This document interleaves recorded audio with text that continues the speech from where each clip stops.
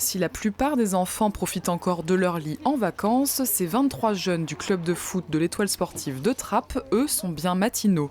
Mardi 26 avril, ils s'apprêtent à embarquer pour 6 heures de bus, destination le Musée national de la sécurité sociale. Le rapport entre la sécu et le football. Il y a un mot simple, ça s'appelle le collectif.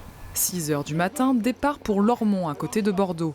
Un périple initié pour la première fois dans le cadre de l'association Pharma Citoyen, avec pour objectif transmettre aux jeunes les valeurs de la solidarité.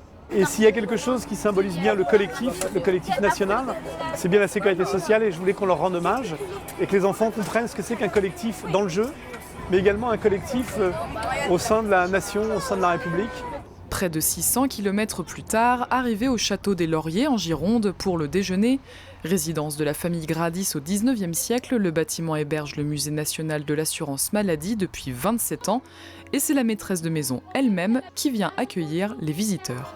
On m'a dit que vous êtes venus de loin. Oui. Et ce pour vous instruire. J'en suis enchantée. Marins, poilus ou messagers du roi, Marie et Anthony font vivre ces personnages sous les yeux des enfants.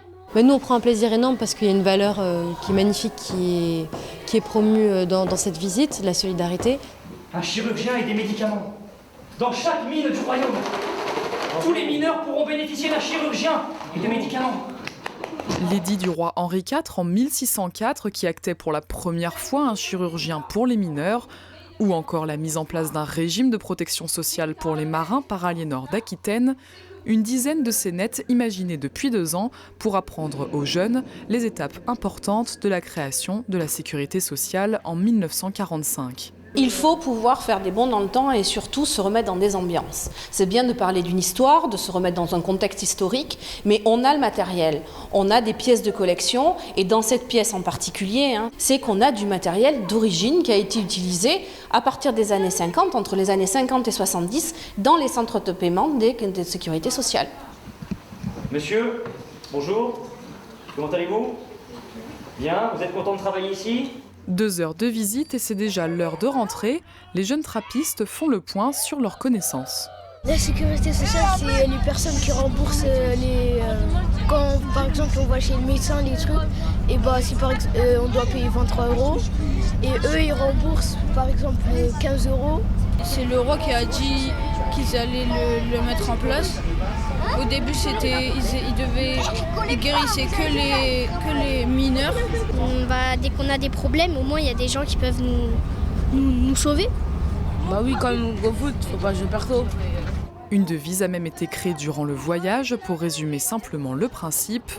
Alors, une pour tous, tous pour rire. Une pour tous, tous pour rire. Le collectif, c'est effectivement ne pas jouer seul, compter sur son voisin et faire en sorte que son voisin soit un allié également dans les difficultés de la vie.